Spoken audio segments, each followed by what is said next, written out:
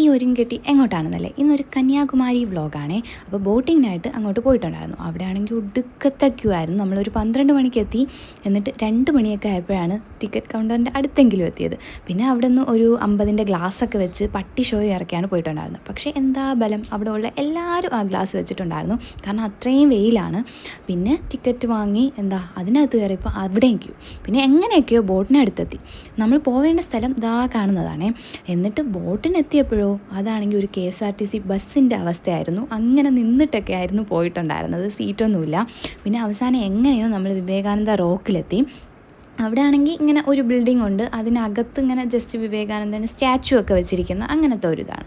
പിന്നെ ഒടുക്കത്തെ കാറ്റായിരുന്നു. അങ്ങനെ നമ്മളിങ്ങനെ പറന്നു പോകുന്ന പോലെയൊക്കെ തോന്നും, അത്ര കാറ്റായിരുന്നു. എന്നിട്ട് കുറച്ച് നേരം അവിടെ ഇങ്ങനെ ചുറ്റിത്തിരിഞ്ഞ് വീഡിയോസൊക്കെ എടുത്ത് കുറേ നേരം ഇങ്ങനെ കറങ്ങിയൊക്കെ നടന്നിട്ടുണ്ടായിരുന്നു.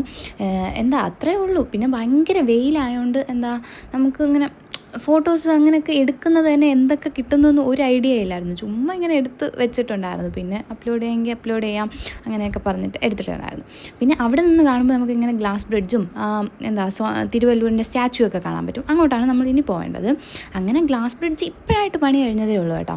അങ്ങനെ അവിടെ പോയിട്ടുണ്ടായിരുന്നു. ആദ്യം കയറിയപ്പോൾ ചെറുതായിട്ടൊന്ന് തല ഇറങ്ങുന്ന പോലെയൊക്കെ തോന്നിയെങ്കിലും പിന്നെ വലിയ കുഴപ്പമില്ലായിരുന്നു. ജസ്റ്റ് അതിലൂടെ നടക്കാൻ നല്ല രസമുണ്ടായിരുന്നു. താഴെ ഇങ്ങനെ കടൽ ഇങ്ങനെ തിര അടിക്കുന്നതൊക്കെ കാണാനും നല്ല ഭംഗിയുണ്ടായിരുന്നു. പിന്നെ നേരെ തിരുവല്ലൂർ സ്റ്റാച്യൂവിൽ പോയി. അവിടെ പോയി ഇങ്ങനെ 133 ഫീറ്റാണ് ഇതിൻ്റെ ഹൈറ്റ് എന്ന് പറയുന്നത്. പണ്ട് സുനാമി വന്നപ്പം അത് ഇങ്ങനെ കവറായിട്ട് വന്നിട്ടുണ്ടെന്നൊക്കെ പറഞ്ഞിട്ടുണ്ടായിരുന്നു. പിന്നെ അവിടെ കുറച്ചധികം നേരം നിന്നിട്ട് ഒരു ലൈവൊക്കെ എടുത്തു. 437 പിള്ളേർ എൻ്റെ ലൈവിന് വന്നിട്ടുണ്ടായിരുന്നു. എന്നിട്ട് നേരെ വിൻഡോ സീറ്റ് തന്നെ നെക്സ്റ്റ് കയറിയപ്പോൾ തന്നെ ഓടിപ്പോയി വിൻഡോ സീറ്റിലിരുന്നു.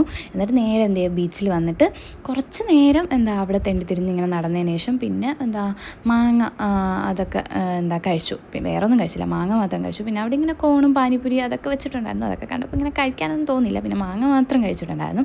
പിന്നെ കുറച്ച് നേരം ബീച്ചിലിരുന്ന് കാറ്റൊക്കെ കൊണ്ടിട്ട് നേരെ വീട്ടിലേക്ക് പോയി. അപ്പോൾ അത്രയേ ഉള്ളൂ. വീഡിയോ ഇഷ്ടമായാലും നിങ്ങൾ ലൈക്കും സബ്സ്ക്രൈബും മറക്കല്ലേ.